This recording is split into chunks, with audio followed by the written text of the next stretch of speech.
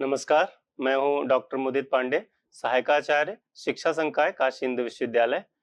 स्वागत है आपका इस पाठ्यक्रम में, जिसका नाम है सूक्ष्म शिक्षण एवं संस्कृत शिक्षण शास्त्र।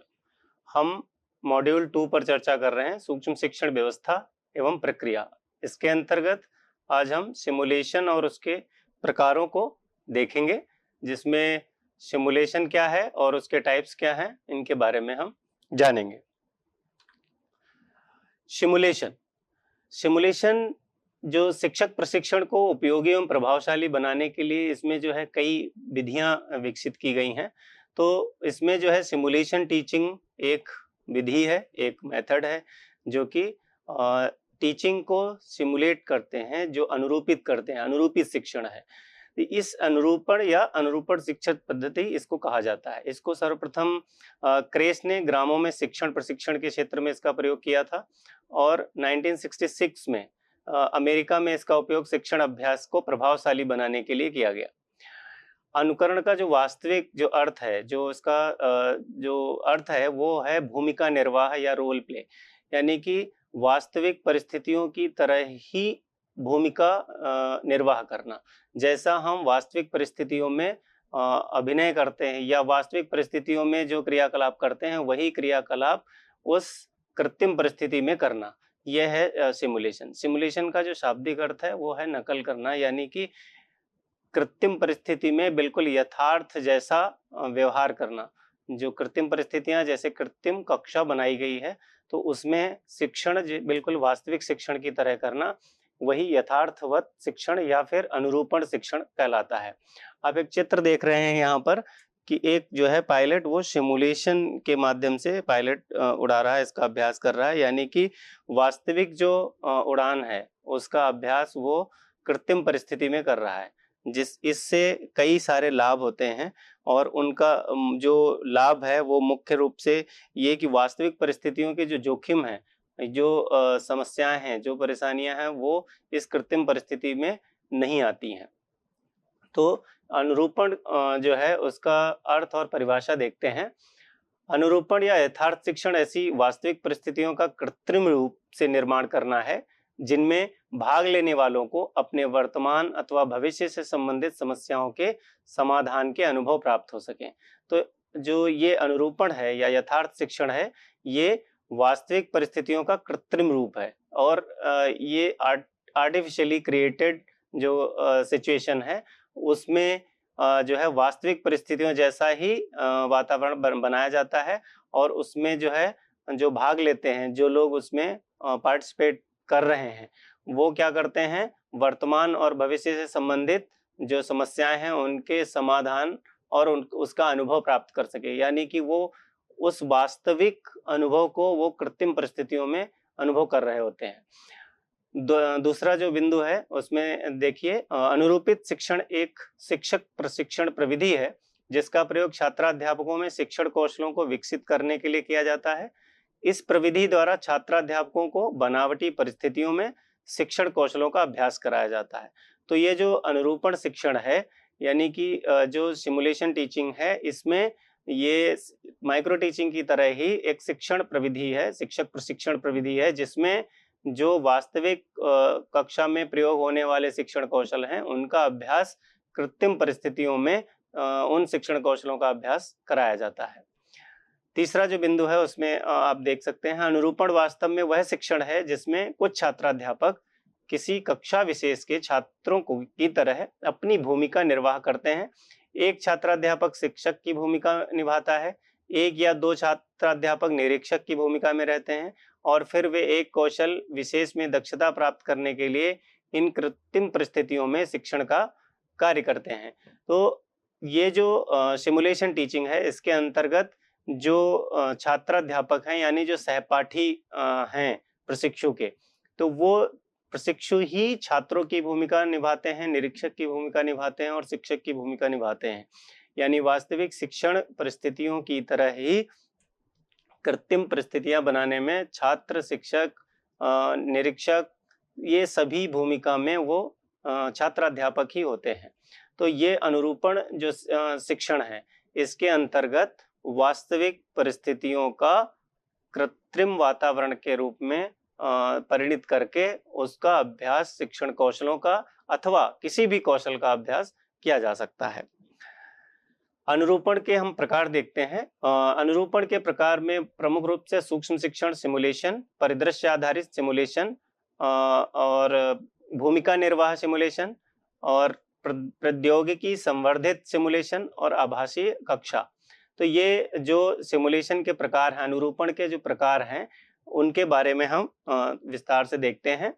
सूक्ष्म शिक्षण अनुरूपण क्या है कि सूक्ष्म शिक्षण संक्षिप्त सत्रों के लिए छोटे समूहों को पढ़ाने की अनुमति देता है। सूक्ष्म शिक्षण में हमने पूर्व के सत्रों में बात की कि इसमें छोटे छोटे अवधि में छोटे कक्षा समूहों के साथ, एक विषय वस्तु के साथ इसमें हम छोटे समूहों को पढ़ाते हैं या सहपाठियों को पढ़ाते हैं।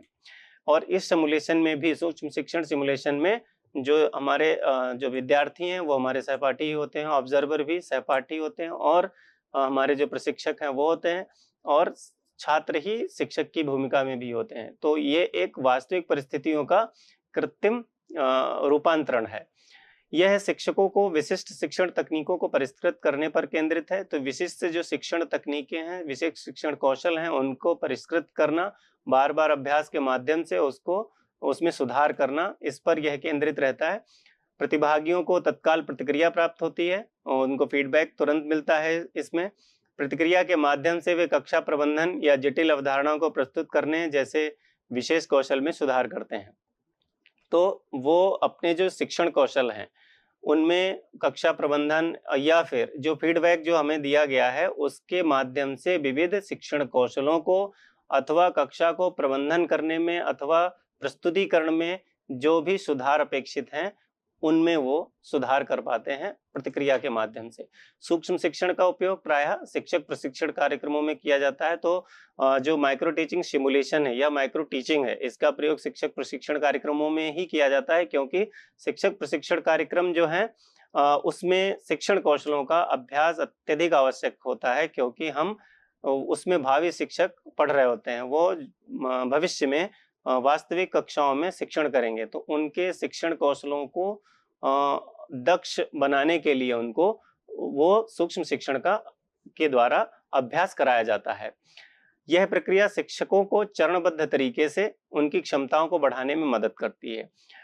कोई भी कार्य हम जब एक क्रम में करेंगे, चरणबद्ध तरीके से करते हैं, तो उसमें हमें दक्षता प्राप्त होती है। तो उनकी जो क्षमताएं हैं, शिक्षण की जो क्षमता है, शिक्षण कौशल हैं, वो उनको बढ़ाने में, उनकी वृद्धि में यह जो है कार्यक्रम जो माइक्रो टीचिंग सिमुलेशन है, इसके माध्यम से उनकी क्षमताएं बढ़ाई जाती हैं, उनकी क्षमताएं बढ़ाने में सहायक होती है।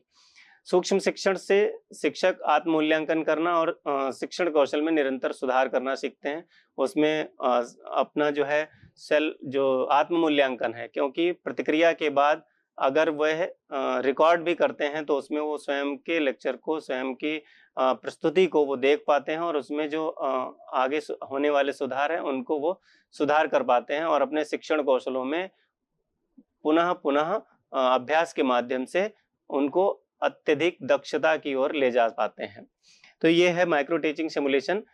इसका एक अगर स्थिति देखें, एक सिचुएशन है कि अगर आप सूक्ष्म शिक्षण के अंतर्गत क्वेश्चनिंग स्किल पर जो है प्रस्तुति दे रहे हैं, तो उसमें जो पात्रों की भूमिका में कुछ छात्र होंगे, यानी कि जो आपके सहपाठी होंगे, वो प्रशिक्षु शिक्षक की भूमिका में होगा, एक होगा सह प्रशिक्षु, यानी कि वो जो छात्र होंगे वो साथ में और प्रशिक्षक की भूमिका में है, और जो भूमिका है उनकी वो पाठ प्रस्तुत करता, यानी कि जो शिक्षक बना हुआ है वो पाठ प्रस्तुति करेगा और उसमें जो है छात्रों से उच्च और निम्न स्तरीय प्रश्न पूछेगा। उसका कार्य यह है कि क्योंकि प्रश्न पूछने की स्किल पर वो कार्य कर रहा है, तो प्रश्नकरण कौशल पर वो अभ्यास उसका कर रहा है, इसलिए वो प्रश्न जो है किस किस प्रकार के प्रश्न पूछना है, वो प्रश्नों को पूछना उसका कार्य होगा। और जो दूसरा जो विद्यार्थी के रूप में है, विद्यार्थी की भूमिका में जो छात्र हैं वो उनके प्रश्नों का उत्तर देंगे और प्रतिक्रिया देंगे, और जो प्रशिक्षक या मार्गदर्शक है वो शिक्षण प्रक्रिया का अवलोकन करेगा और अपना जो है उनको प्रतिपुष्टि, उनको फीडबैक प्रदान करेगा जो वो अभ्यास कर रहे हैं उस स्किल का, उस कौशल का। तो ये एक अगर सिचुएशन हम देखते हैं तो माइक्रो टीचिंग अनुरूपण यानी एक कृत्रिम परिस्थिति में छात्र भी उन्हीं छात्रों में से हैं, उन्हीं छात्राध्यापकों में से हैं, और अध्यापक भी और प्रशिक्षक भी, जो प्रेक्षक हैं वो भी। तो वो जो एक वास्तविक परिस्थितियों का जो वातावरण है वो कृत्रिम परिस्थितियों में बनाया जाता है और कौशलों का अभ्यास किया जाता है। परिदृश्य आधारित अनुरूपण यानी सिनेरियो बेस्ड सिमुलेशन, इसमें जो है ऐसी किसी एक सिचुएशन को बनाया जाता है जिसमें कुछ घटनाओं जैसे कुछ परिस्थितियों को उसमें उस पर संवाद किया जाता है विशिष्ट संदर्भों में।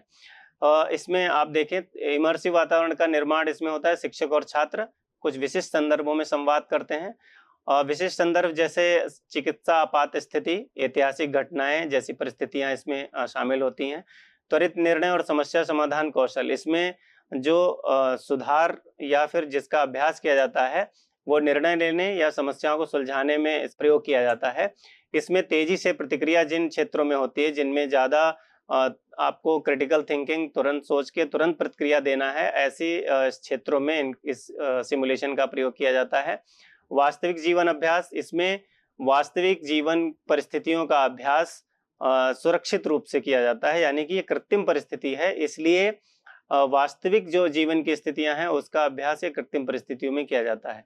जोखिम मुक्त अभ्यास है, इसमें कोई भी ऐसा जोखिम नहीं होता है कि वास्तविक परिस्थितियों में जो जोखिम होता है। जैसे अगर हम बात करें चिकित्सा क्षेत्र की, तो चिकित्सा में यदि ऑपरेशन करना सिखाना है तो एक छात्र को या सीखने प्रशिक्षु को डायरेक्ट अगर हम ऑपरेशन करना सिखाएंगे या फिर वहां पर पहले देखेंगे वो उसके बाद सीखेंगे, तो ये जो वहाँ की एक सिनेरियो बेस्ड सिमुलेशन जो है उसके लिए पहले वो अभ्यास करते हैं किसी जो है मृत व्यक्ति पे या फिर किसी जो उनके पास जो अन्य उपकरण हैं उनके माध्यम से।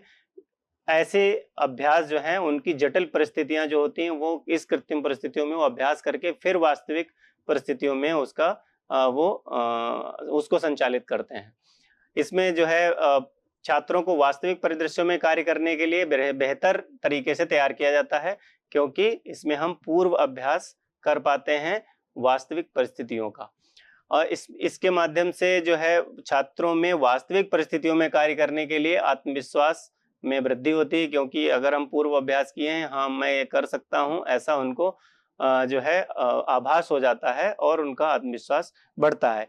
एक अगर सिचुएशन इसमें देखते हैं कि एक विद्यालय में प्राकृतिक आपदा प्रबंधन पर जो है एक सिनेरियो बेस्ड सिमुलेशन का वो किया जा रहा है, अभ्यास किया जा रहा है कि उसमें एक प्राकृतिक आपदा अगर आती है तो उसका मैनेजमेंट कैसे होगा। तो उसमें जो छात्र, एक छात्र, दो छात्र, तीन छात्र, चार, कुछ छात्रों का एक समूह है जो इस जो है परिदृश्य को अनुरूपित कर रहा है, इसका अभ्यास कर रहा है। तो उसमें किसी छात्र की भूमिका विद्यालय प्रधानाचार्य की है, किसी छात्र की भूमिका आपदा प्रबंधन अधिकारी की है, एक छात्र की भूमिका उसमें प्राथमिक चिकित्सा प्रभारी की है और कुछ स्वयंसेवक छात्र हैं। तो इसमें जो है जो छात्र पहला छात्र है जो उसमें जिसकी भूमिका जो है विद्यालय प्रधानाचार्य की है, वो बच्चों की सुरक्षा सुनिश्चित करता है। उसका कार्य है कि वो बच्चों की सुरक्षा सुनिश्चित करे। और आपदा प्रबंधन अधिकारी का जो भूमिका में है वो आपातकालीन निकासी योजना बना रहा है कि कैसे जो है आपदा को प्रबंधित किया जाए विद्यालय में। प्राथमिक चिकित्सा जो प्रभारी है उसका कार्य क्या होगा, घायलों को प्राथमिक उपचार देना। और जो स्वयंसेवक छात्र हैं वो आदेशों का पालन करके बच्चों को सुरक्षित बाहर निकालना। इस तरीके के जो आपदा प्रबंधन आधारित या सिचुएशन बेस्ड जो सिनेरियो बेस्ड जो सिमुलेशन है उनमें इस तरीके से ये अभ्यास किया जाता है, जैसे वास्तविक परिस्थितियों में वो सही से अपने स्किल्स का प्रयोग कर सकें या अपने जो वास्तविक परिस्थितियों में जो समस्याएं होती हैं, जो सिचुएशन क्रिएट होती है उस समय वो ज्यादा परेशान ना हो और उनको वो फेस कर पाए, इसलिए ये सिमुलेशंस का प्रयोग किया जाता है। इसमें रोल प्लेइंग सिमुलेशन नेक्स्ट है, भूमिका निर्वाह अनुरूपण। तो भूमिका निर्वाह अनुरूपण जो है वो एक अनुभवात्मक शिक्षण विधा है। इसके अंतर्गत प्रतिभागी विभिन्न भूमिकाओं का निर्वाह करते हैं, जैसे शिक्षक, छात्र अथवा विषय विशेषज्ञ। इस प्रक्रिया द्वारा प्रतिभागियों को विविध दृष्टिकोणों को आत्मसात करने, सहानुभूति विकसित करने तथा आलोचनात्मक चिंतन को प्रोत्साहित करने का अवसर प्राप्त होता है। यह विधि विशेषतः शैक्षणिक परिप्रेक्ष्य में पारस्परिक संबंधों की गहन समझ विकसित करने तथा समस्या समाधान कौशल के संवर्धन में अत्यंत उपयोगी सिद्ध होती है। भूमिका निर्वाह के माध्यम से प्रतिभागी न केवल वैकल्पिक दृष्टिकोणों का अवलोकन करते हैं, अपितु व्यावहारिक परिस्थितियों में निर्णय लेने की क्षमता भी विकसित करते हैं। तो इस तरीके का एक अनुरूपण है, एक ऐसी कृत्रिम परिस्थिति जिसमें कोई एक व्यक्ति जो छात्र हैं वो अलग अलग भूमिकाओं के जो है भूमिकाओं में होते हैं और वो अपना अपना कार्य अनुरूपित कर रहे होते हैं। यदि एक सिचुएशन देखें कि एक कक्षा में जो है भूमिका निर्वाह अनुरूपण गतिविधि हो रही है कि संपत्ति विवाद को लेकर, तो इसमें जो है छात्रों के एक समूह को इसको अनुरूपित करना है वास्तविक परिस्थितियों जैसा कृत्रिम परिस्थितियां बनाकर। उसमें एक छात्र जो है बुजुर्ग पिता, एक छात्र जो है बड़ा पुत्र, एक छात्र जो है वो छोटा पुत्र, एक छात्र वकील और एक छात्र जज। तो इस तरीके से वो एक वास्तविक परिस्थितियों की तरह वो भूमिका में है। और जो बुजुर्ग पिता है उसका कर्तव्य क्या है, दोनों पुत्रों के बीच संपत्ति वो बांटना चाहता है, वो ऐसा उसमें भूमिका कर रहा है। बड़ा पुत्र जो है वो संपत्ति में ज्यादा हिस्सा चाहता है, वो ऐसा भूमिका वहां पे कर रहा है। छोटा पुत्र न्यायपूर्ण बंटवारे की मांग करता है। वकील पिता को कानूनी सलाह देता है और जज जो है विवाद का समाधान करता है। तो इस प्रकार एक जो विवाद संपत्ति विवाद पर आधारित जो भूमिका निर्वाह है वो सभी छात्र मिलकर भूमिका निर्वाह कर रहे हैं और इसके माध्यम से वो वास्तविक परिस्थितियों में क्या हो सकता है, क्या सिचुएशन हो सकती है और परस्पर जो संबंधों की जो गहराई है या परस्पर जो संबंधों में जो दूरियां आ जाती हैं वास्तविक जीवन में, वास्तविक परिस्थितियों में संपत्ति को लेकर, तो वो सारी चीजों को समझेगा। उस पूरे भूमिका में रहते हुए वो उन अनुभवों को प्राप्त करेगा। तो इसलिए ये रोल प्लेइंग सिमुलेशन जो है महत्वपूर्ण है। प्रौद्योगिकी संवर्धित अनुरूपण यानी टेक्नोलॉजी इनहेंस्ड सिमुलेशन, आजकल वर्तमान में आर्टिफिशियल इंटेलिजेंस, वर्चुअल रियलिटी और ऑगमेंटेड रियलिटी, इन सभी का उपयोग जो है इसमें किया जा रहा है। तो कृत्रिम बुद्धिमत्ता, आभासी वास्तविकता और संवर्धित वास्तविकता यानी ऑगमेंटेड रियलिटी का उपयोग इस सिमुलेशन में उन्नत तकनीकों का लाभ इसमें उठाया जाता है। क्यों? इसमें जो है जो एनवायरनमेंट है, आर्टिफिशियल जो एनवायरनमेंट है उसको इसके माध्यम से आकर्षक और ऐसा वातावरण बनाया जाता है जो अत्यधिक आकर्षक होगा, अंतरक्रियात्मक होगा, इंटरेक्टिव होगा। वास्तविक जीवन के परिदृश्यों की इसमें नकल की जाती है क्योंकि सिमुलेशन है, वास्तविक जीवन नहीं है। तो वास्तविक जीवन की एग्जैक्ट कॉपी इसमें की जाती है कि क्योंकि तकनीकी में यह संभव है आर्टिफिशियल इंटेलिजेंस के माध्यम से, AR VR के माध्यम से। जैसे अगर आप देखें तो वर्चुअल रियलिटी हेडसेट जब आप पहनते हैं और उसमें जो आपको दृश्य दिखाया जाता है तो आपको लगता है आप उसी में उसका हिस्सा हैं, आप उसका भाग हैं। तो ऐसे ही इस सिमुलेशन में किया जाता है। सुरक्षित और प्रभावी अभ्यास है क्योंकि इस प्रकार के सिमुलेशन से छात्र बिना किसी वास्तविक खतरे या खतरनाक परिस्थितियों का इसमें अनुभव कर सकते हैं बिना किसी खतरे के। क्यों? जैसे प्रारंभ में ही एक चित्र आपने देखा था कि अगर एक ऐसा नया व्यक्ति जो प्लेन को उड़ाने जा रहा है वो वास्तविक उसके जो खतरे हैं वो अलग हैं। यदि वो सिमुलेशन में वही कार्य करेगा तो उसकी वो पर खतरे होते हुए भी उनका अनुभव करेगा केवल उन परिस्थितियों का, न कि उन खतरों को वो फेस करेगा। तो तकनीकी इसमें प्रगति का जो लाभ है वो इस प्रकार से होता है कि हम वास्तविक परिस्थितियों को बिल्कुल वास्तविक परिस्थितियों जैसी ही कृत्रिम परिस्थितियों को यहाँ पर बना सकते हैं। इसके अंतर्गत एक अगर हम स्थिति देखें कि आपातकालीन चिकित्सा सेवा, अगर हम इमरजेंसी मेडिकल सर्विस का अगर हम टेक्नोलॉजी इनहेंस सिमुलेशन करते हैं, वर्चुअल अनुरूपण करें, तो इसमें एक छात्र जो है वो चिकित्सक, एक छात्र नर्स, मरीज पर्यवेक्षक, इस तरीके की भूमिका में है। अब जो चिकित्सक है वो वर्चुअल रियलिटी हेडसेट पहनकर मरीज की जांच करता है। अब उसमें जो मरीज की जांच वो कर रहा है उससे क्या हो रहा है, उसको ये लग रहा है कि उसके सामने मरीज है, वो उसकी जांच कर रहा है, जबकि वास्तविक जो स्थिति है वो मरीज वहां पर नहीं है, केवल उसको वर्चुअल वर्ल्ड में दिख रहा है। सिमुलेशन ऐप पर मरीज के लक्षणों को रिकॉर्ड करता है, तो वहां जो उसके लक्षण जो दिख रहे हैं वो उसमें रिकॉर्ड कर रहे हैं कौन? नर्स। तो और जो अगला छात्र है मरीज के रूप में है, स्क्रिप्ट के अनुसार एआई आधारित वर्चुअल मरीज की भूमिका निभाता है। तो जब एआई का प्रयोग हो रहा है तो वहां पर एक्चुअल में मरीज नहीं है, वास्तविक परिस्थितियों में जो रोगी होता है वो नहीं है, यहाँ पर वर्चुअल रोगी है, उसको आर्टिफिशियल इंटेलिजेंस के माध्यम से उसको वर्चुअल रूप में बनाया गया, वो एक छात्र उसकी भूमिका कर रहा है और उसमें जो है ये दिखा रहा है कि उसका परीक्षण कर रहे हैं ये सभी, और उसको कोई वास्तविक खतरा भी नहीं है। पर्यवेक्षक जो है छात्र चिकित्सक के निर्णयों का मूल्यांकन करता है। एक पर्यवेक्षक है, जैसे कि टीचिंग में होता है, माइक्रो टीचिंग में हमने पूर्व सत्रों में भी चर्चा की इस बात पे, वैसे ही इसमें भी पर्यवेक्षक वो सही कर रहे हैं या गलत कर रहे हैं इसका मूल्यांकन करता है। तो इस प्रकार से एक सिमुलेशन, एक कृत्रिम परिस्थिति तकनीकी के माध्यम से बनाई जाती है।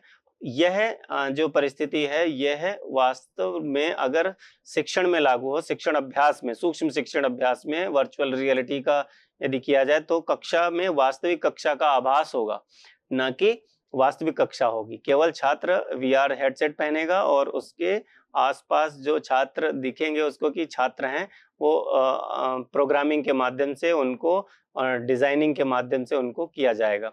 तो वो एक सिमुलेशन क्रिएट होगा। तो इस तरीके से हम टेक्नोलॉजी से जो है उसका उपयोग करके, टेक्नोलॉजी का, तकनीकी का, ऐसे अनुरूपित परिस्थितियों का, ऐसी कृत्रिम परिस्थितियों को क्रिएट कर सकते हैं। तो हम इसको प्रौद्योगिकी संवर्धित अनुरूपण कहते हैं। आपातकालीन चिकित्सा की स्थिति में आपने देखा, ऐसे ही हम शैक्षिक परिस्थितियों में भी कर सकते हैं। आभासी कक्षा, वर्चुअल क्लासरूम के बारे में वर्चुअल लैब्स अभी इंट्रोड्यूस की गई हैं, जो साइंस लैब हैं, अटल लैब है, इस तरीके की जो लैब हैं उनको वर्चुअली इंट्रोड्यूस किया गया है। इसमें पारंपरिक कक्षा का अनुकरण होता है, जो वास्तविक कक्षाएं हैं उसका अनुकरण होता है। तो ऑनलाइन कक्षा पारंपरिक कक्षा के वातावरण करती, जैसे हम वास्तविक कक्षा में जो करते हैं वैसे हैं। तो शिक्षक छात्र संवाद होता है, वीडियो कॉन्फ्रेंसिंग, व्हाइट बोर्ड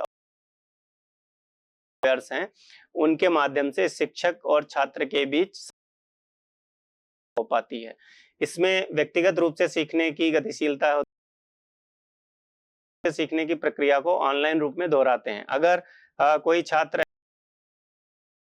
सीखता है तो उसको जो है वो पुनः, यदि वो रिकॉर्डेड कक्षा कर रहे हैं तो वो पुनः उसको देखकर धीरे धीरे उस है, या उसमें और उसको इस तरीके की सामग्री हम तरीके से वो दोहराया जा सकता है, अपनी गति से सीख सकता है। लचीला पढ़ाने की सुविधा मिलती है और छात्र भौगोलिक सीमाओं को पार करके जुड़, मान लीजिए कहीं बाहर हैं, कहीं दूसरी जगह हैं, जैसे कोविड के बाद बहुत सारे सेमिनार, बहुत सारे वर्कशॉप, बहुत ऑनलाइन माध्यम से होने लगे हैं। तो ये जो टाइम की जो लिमिट थी वो खत्म हो गई है। आप कहीं पर अटेंड कर सकते हैं और लेक्चर आप दे सकते हैं, आप वहां पढ़ा सकते हैं। तो छात्रों को जो भौगोलिक सीमाएं हैं आपसे हम जो है वीडियो के माध्यम से, बहुत सारे क्लासरूम के माध्यम से हम एक दूसरे से शिक्षक और छात्र जुड़ पाते हैं।